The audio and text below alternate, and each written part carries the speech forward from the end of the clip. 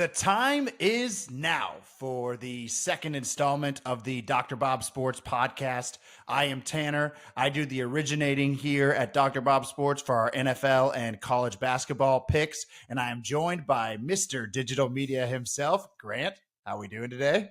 We're doing good, Tan. Glad to be here. I hope everyone enjoyed episode 1. Thank you for liking and subscribing. And let's throw it over to our episode number 2 with our NFC West breakdown. All right, so let's jump right in it. So the first team we're going to talk about is the San Francisco 49ers. Their win total is set at 10.5, and they're coming off a 13-4 season where they finished first in weighted DVOA. The 49ers had a rough start to their season as Trey Lance broke his leg in week 2, and then the team went back to Jimmy G. The team was 3-4 before they would go on their 10-game win streak, and then the team turned to Mr. Irrelevant in week 13, and the rest is history. Kyle Shanahan was able to show off his coaching skills last year. He brought the team all the way to the NFC Championship, where his third-string quarterback would get hurt and the season was over. Tam, where do you think the 49ers are going to be with Brock Purdy at the helm?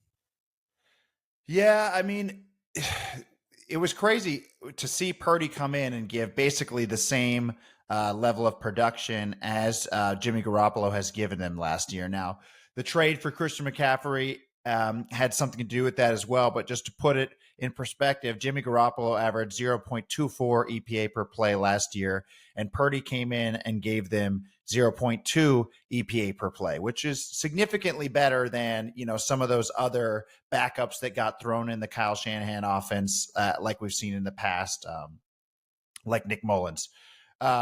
But yeah, San Francisco went 8-0 undefeated with Purdy at the helm. And so I think it's a pretty obvious choice to cut bait with Jimmy Garoppolo and let Purdy, roll out there as a starter. He's on a 4-year, $3.7 million contract, so incredibly cheap, even cheaper than Trey Lance, who they took with the number 3 pick. It's kind of shocking that they're moving off Lance so quickly. But if Purdy is able to continue, making this a borderline top 5 offense on that contract, I would expect him to be under center in week 1 if he's healthy.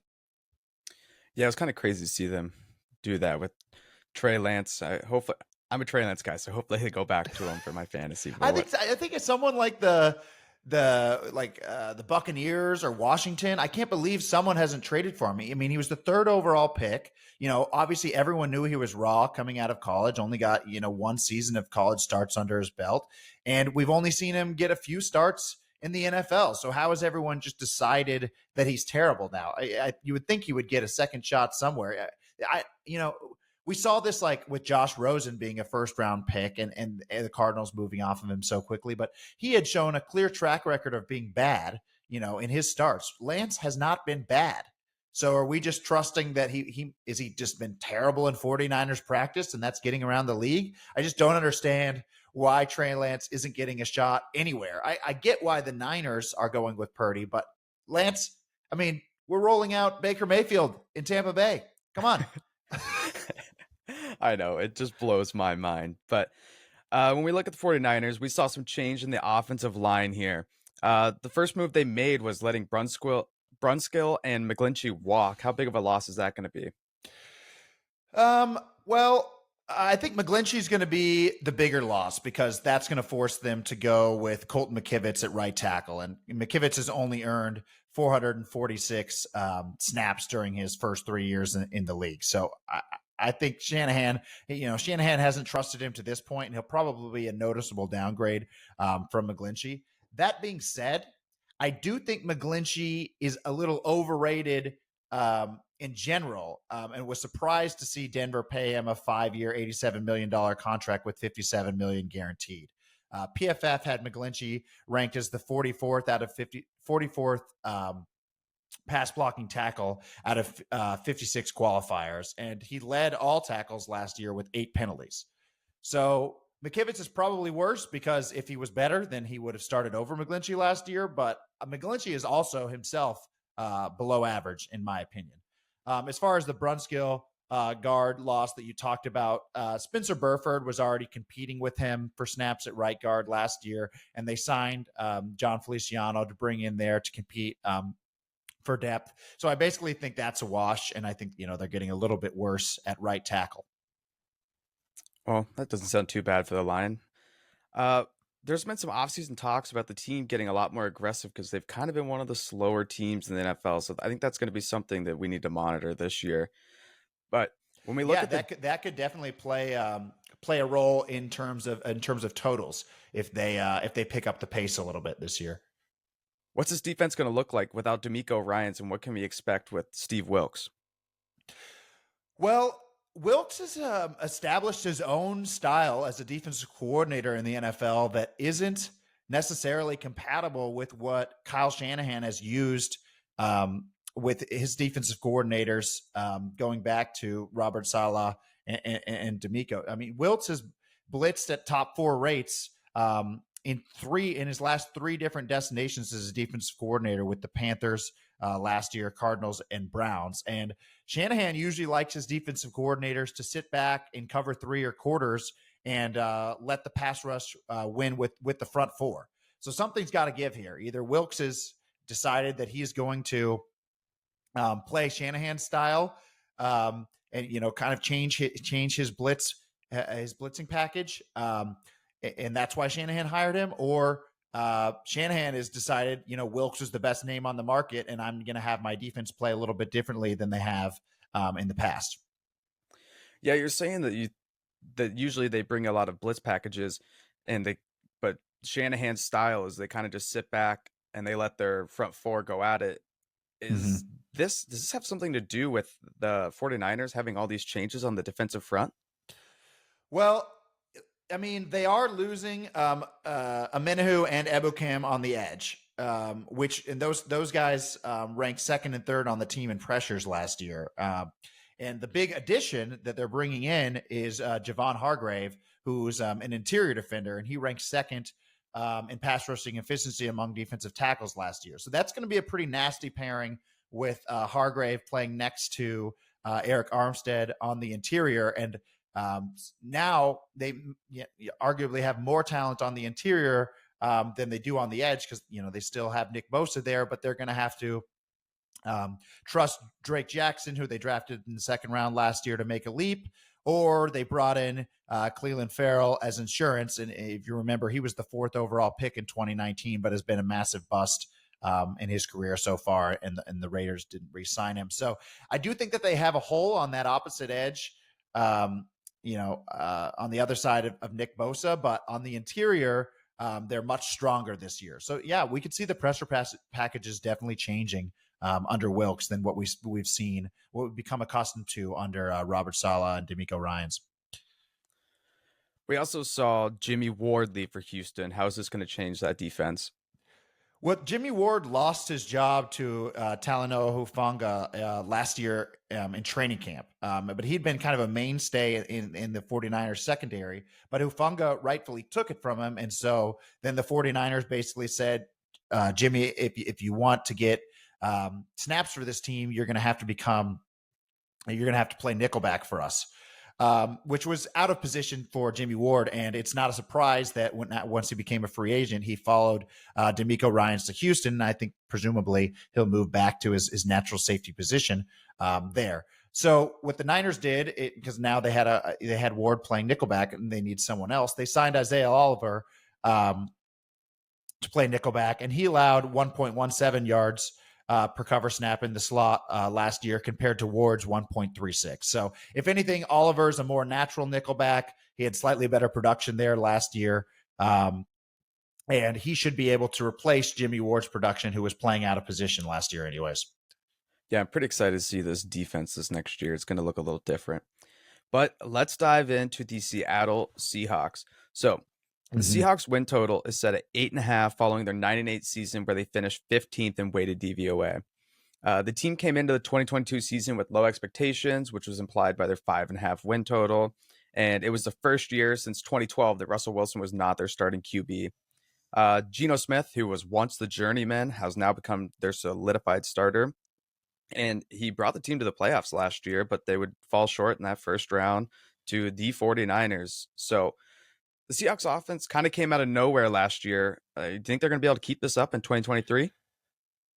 Well, they did hit an unsustainable amount of deep balls last year, but the underlying play calling from offensive coordinator Shane Waldron was ranked above average in our play calling metrics, which is a change in Seattle. Usually we see them playing boomer ball, just smash mouth, Pete Carroll style, but they actually did have good play calling last year. And Geno ranked as our seventh graded quarterback in the NFL.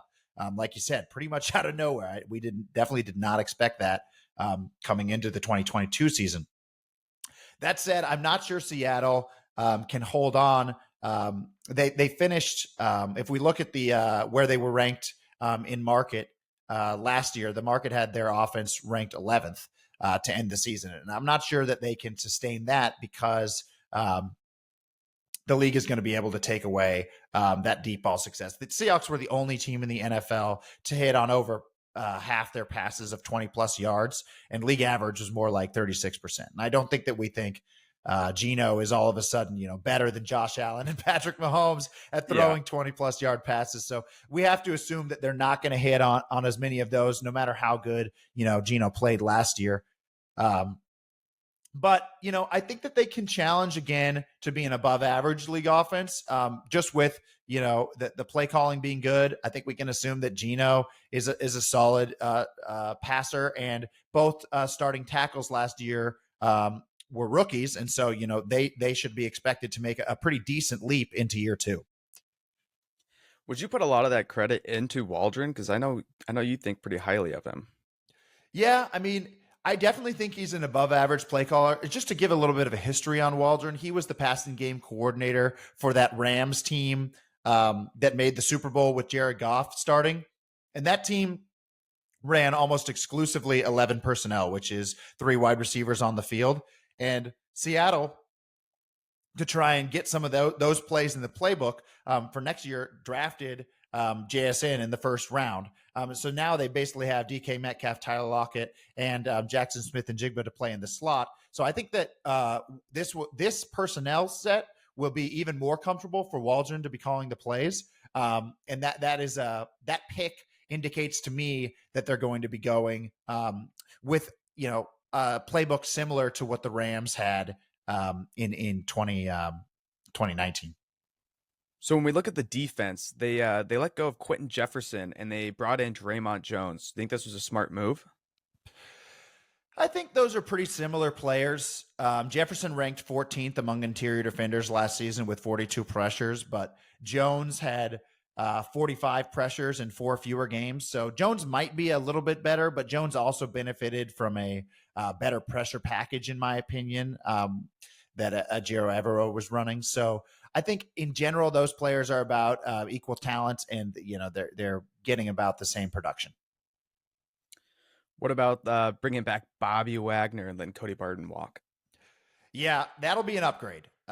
Wagner was PFF's 6th graded defender in the entire NFL last season, and he had 50 run stops, only a 3% missed tackle rate, and 20 pressures from 113 pass rushing snaps. So, he's getting up there in age, and sometimes linebackers can fall off a cliff in their mid 30s. But if last season was any indication, he is still one of the better players in the NFL.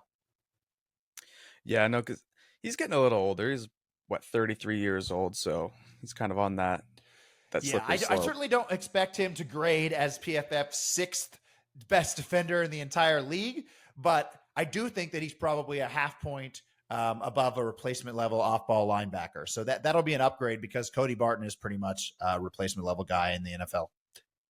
Nice. Yeah, I'm good to see him back in Seattle. But what are your thoughts on the return of Jamal Adams? Can he be an upgrade to Ryan Neal?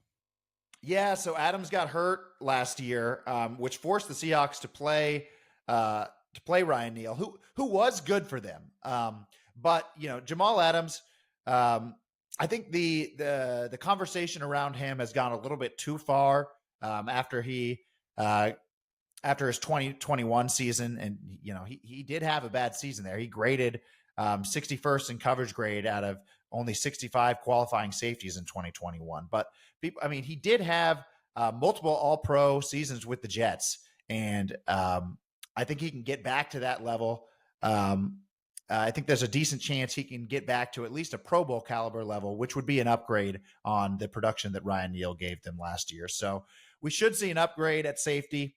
We should definitely see an upgrade at linebacker for the Seahawks, and the defensive line stays about the same. What about the cornerbacks? Because they had 2 rookie corners that were starting for them all last season. Then they just added another one into the room. What can we see from that? Yeah, we talked about how the offensive linemen or the tackles should make a jump from year 1 to year 2, and I feel the same way about the cornerback. So the secondary should be getting better there, and then adding a top 10 pick in Devin Witherspoon to also play cornerback alongside Tariq Woolen and Kobe Bryant.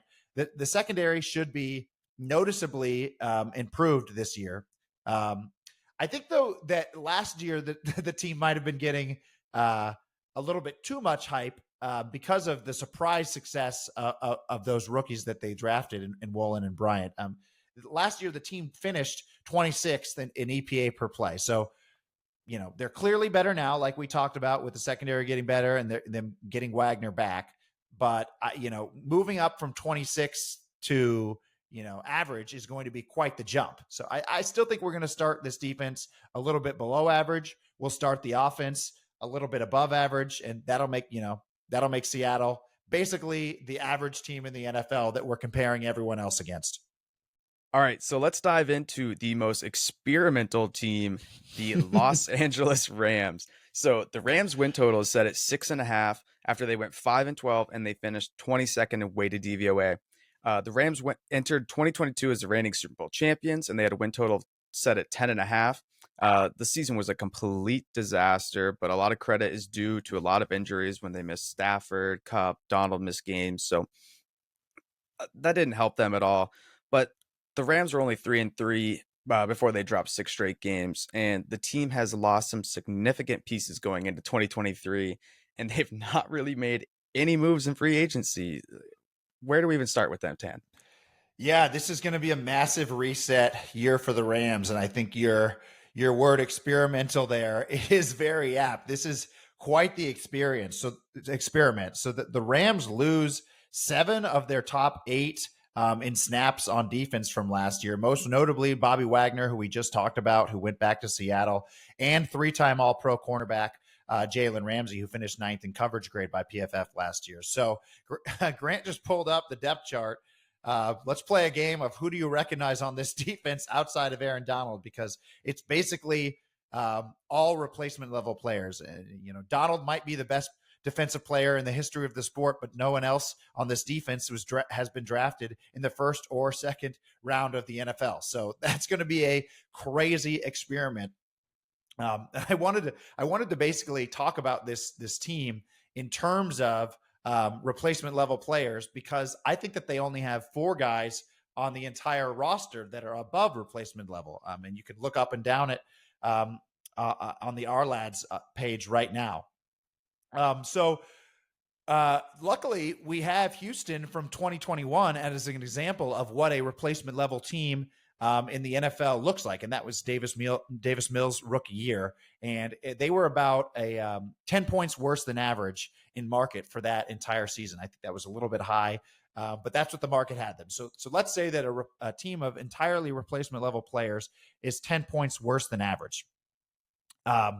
And we can be generous with the 4 guys that I think are above replacement level for the Rams. So, and we'll say that Donald has, his career average production, which is about 2 points better than a replacement level interior defender, and in contention for the best non-quarterback or the most valuable non-quarterback in the NFL. Let's say Kupp is in contention for the most valuable wide receiver in the game at about 1.5 points above a replacement level receiver.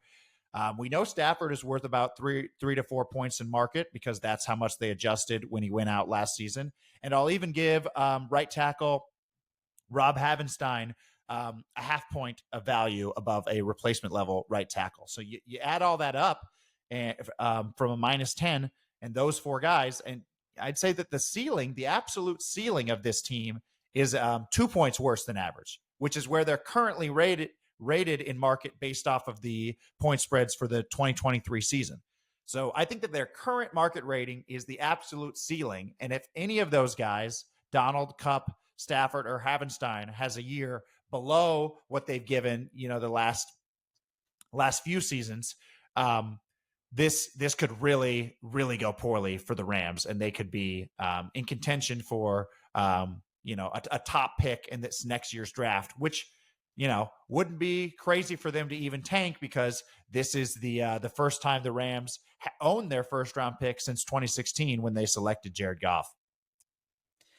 Yeah, I would not be shocked to see the Rams just completely tank it. But recent news that's kind of surprised me. We just heard that the Rams were trying to shop Stafford in the offseason. Yeah, So, I mean, it could be. I'm surprised that McVay came back to a roster like this. I guess he's got Stafford, he's got Cup, he's got Havenstein on the offense. So there's reason to believe that this could be an average to above average offense, because McVay is one of the best play callers in the NFL. But if the Rams were smart, what they're doing with their defense, they should be doing with their offense, which is basically just shedding all the salaries, going for a full reset. And if they shop Stafford, the rolling Stetson Bennett or Brett Rippon out there tanking, and then restarting next year with Caleb Williams or Drake May. So I think the Rams know that it's time to reset, but I don't think Sean McVay wants to have another losing season after how much of a disaster last year was. So that would be kind of surprising to me if they let Stafford walk, just because McVay is staying there, and I don't think he wants to lose again. But if the Rams were smart, they would use this year as a reset year after winning the Super Bowl 2 years ago, and then rolling into the 2024 season with some cap space and potentially, a high first round pick for the first time since 2016. yeah. Well, at least he's got a couple toys to still play with while he's there, but Yeah. it's But I mean, they could end up resting those guys down the stretch if it doesn't go well to start. But if it does go well to start, the NFC isn't strong this year. There's a case to be made that McVay could scratch and claw with these four guys and get his team to 8-9, and maybe 8-9 makes the playoffs in the NFC this year. I mean, it's certainly not a strong conference. So I think they're going to try hard at the beginning and then, reevaluate at the bye week and see where's this team actually going. Well, that'd be pretty smart of them to do. But let's move on to the Arizona Cardinals. The Cardinals win total is set at 5.5 for 2023, and they just came off a 14-3 season, and they were 29th in weighted DVOA. The Cardinals underperformed last year as they were 5 games under their win total, but it's easy to forget, not that long ago, they were 7-0 on top of the NFL. So what are we thinking about the Cardinals coming in 2023? Yeah, I mean, to your point, in mid-October of 2021, they were undefeated, and the market had them rate 4 points better than average, with, Kyler at the top of his game, and Cliff calling that air raid offense. But now, just a season and a half later, they're the favorites for the number one pick in the NFL. And I think it's kind of hard to talk about what the Cardinals are going to do in 2023, because the elephant in the room is Kyler Murray himself. He tore his ACL in Week 14 last year, and he should be ready to go. He should be able to come back a month into this season, just based off of the average, time it takes a player to come back from an ACL injury. But if the Cardinals are, start the season terrible, and they also want to tank for a high draft pick going into next year, then we could see Kyler not come back at all next year, or he could, not come back till December and play a few games like we saw Deshaun Watson do after his suspension, just get a few games under his belt and then get really ready to go for the 2024 season. So, 5.5 is the win total, but I don't even know if you can have an opinion on that unless you have a strong opinion on whether or not, when Kyler Murray is going to come back, because the difference between Kyler Murray and Colt McCoy or Clayton Tune is pretty substantial. It's, at least 3 points and probably four points.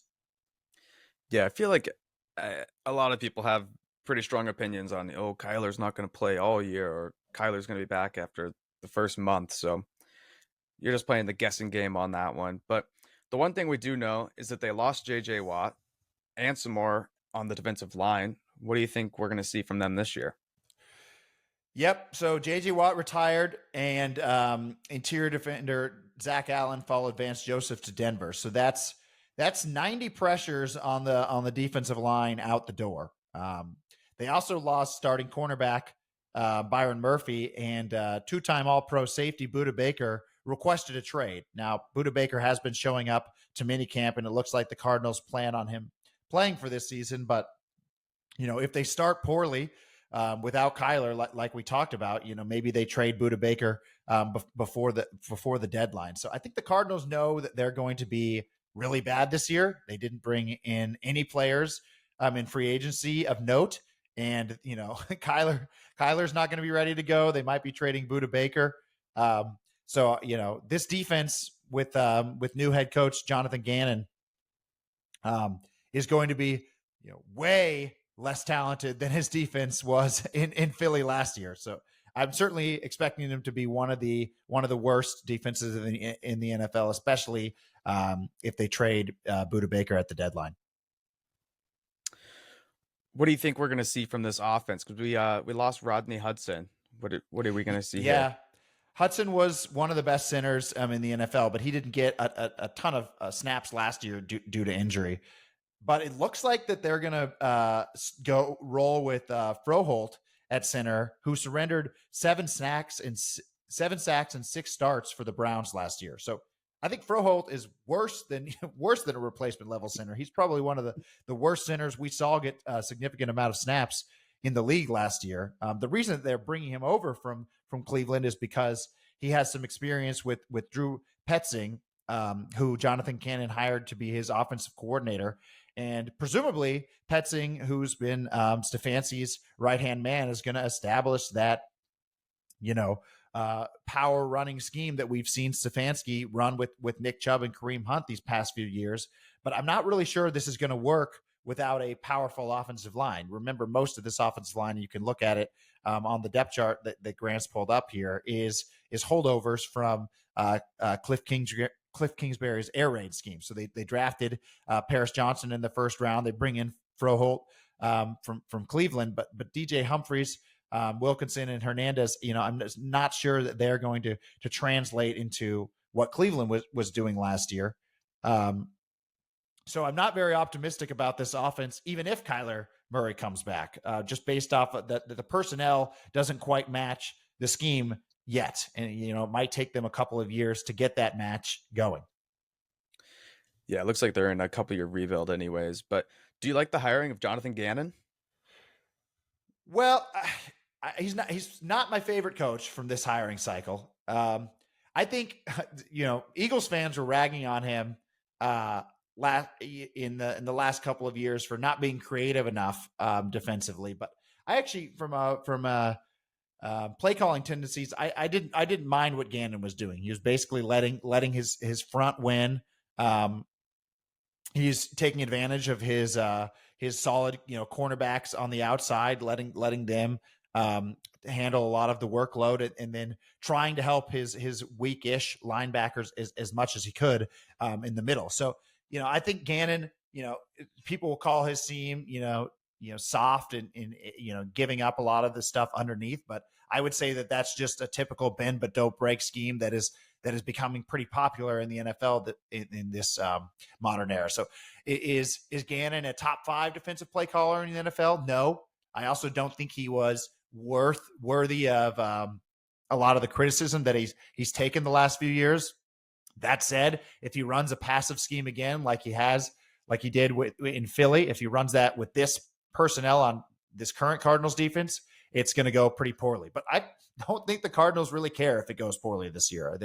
They probably want to have a high draft pick, and remember that they traded for the Texans first rounder next year. And that's when the Texans traded up to get Will Anderson. So they could very well have 2 top 5 picks next year. I think the Cardinals don't care if they're bad. And it's just a matter of this season's pretty much going to depend on when Kyler Murray comes back for them. Yeah, I think those trades on draft day were really good for him.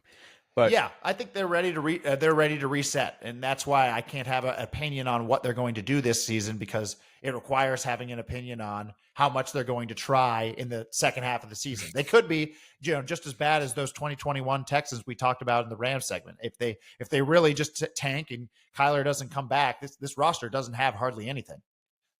Yeah, we got to get effort in the model, but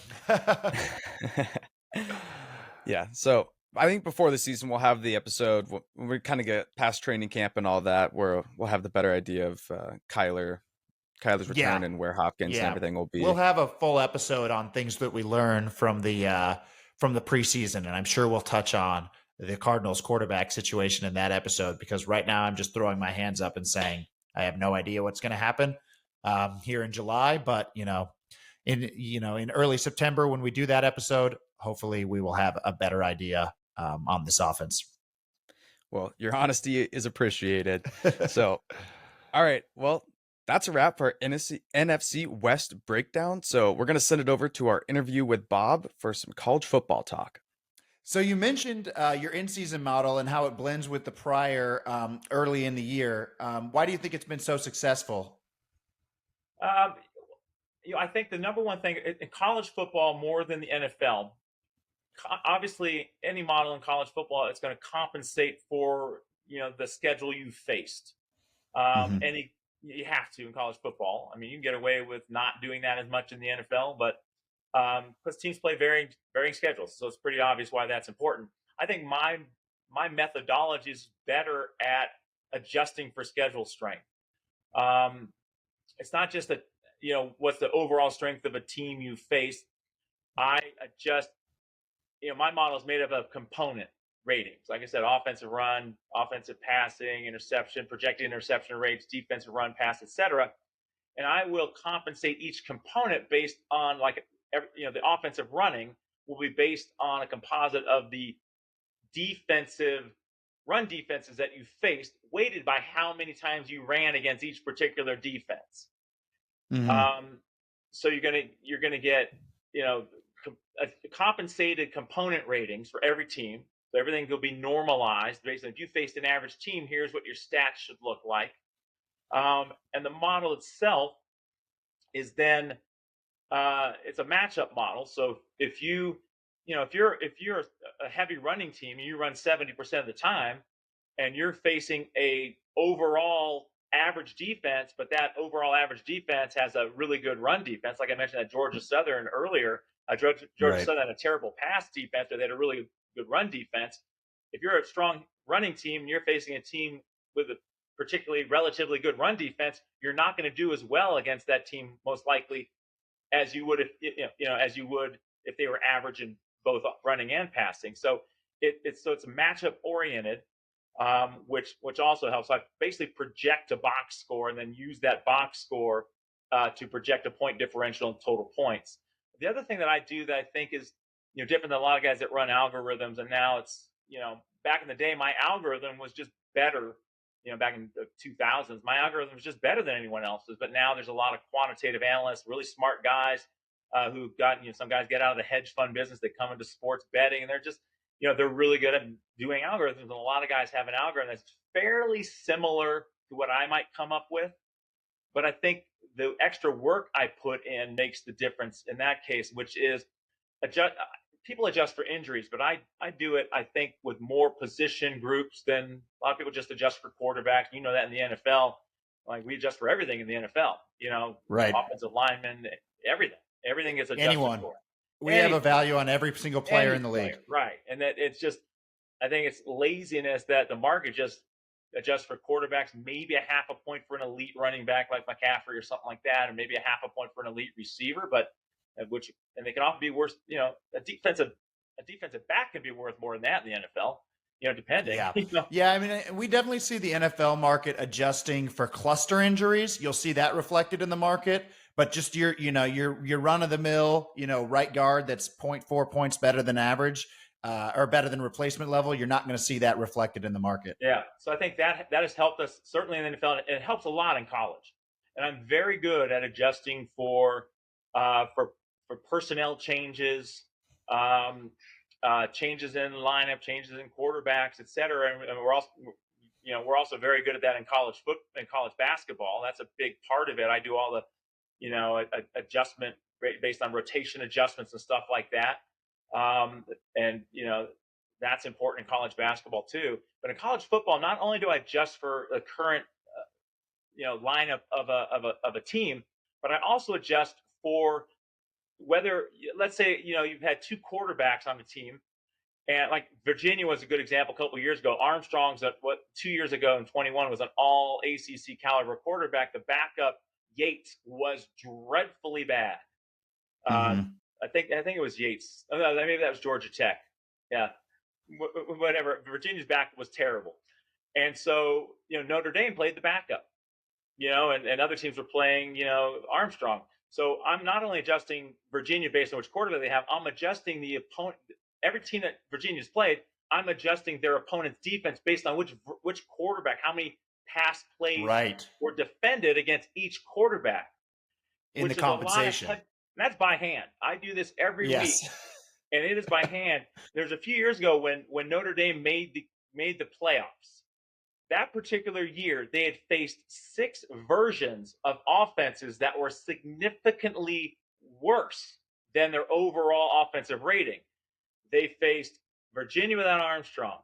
They faced Georgia Tech with I think that was with Yates. Yates was the backup for Georgia Tech. They faced Wisconsin early in the season before Braylon Allen became the lead running back. Braylon Allen had like 4 runs or something like that against Notre Dame before he became the breakout freshman star. They faced a lot, like 6 different teams that were significantly worse versions they faced. And when you did all those adjustments for Notre Dame's defense, they were 2.5 points worse than their overall defensive rating. That's close to a 60% bet just based on adjusting for which versions of opponents they faced. And this is something that I take the time, but that takes me 40 hours a week to do this. To go through it all. By the end of the season, there's so many different versions of teams that it's just mind-boggling. The stuff I do, but it's just that detail that I put in that time to adjust for all this stuff that makes my model better. If I just ran my model and let it run, it would be fine. It'd be profitable. But doing those adjustments, not only for the team in question, but for the opponents those teams have faced that have variations of how good their offense or defense was, makes my model about 3% better. And I think that's really what makes the model even better than it would be, especially in an environment like today where there are so many good analysts and quantitative guys out there running models. But still, last year my college football best bets were 40-21. I had one of the best years I've had in a while. And I've maintained that, 55% long-term record in recent years, and even last year, even better. So, it's just, work ethic. And like I said, it's part art form and a lot of math. Thank you for listening to episode 2 of the Dr. Bob Pod. We'll be back next Wednesday with our AFC North breakdown. And don't forget to like and subscribe.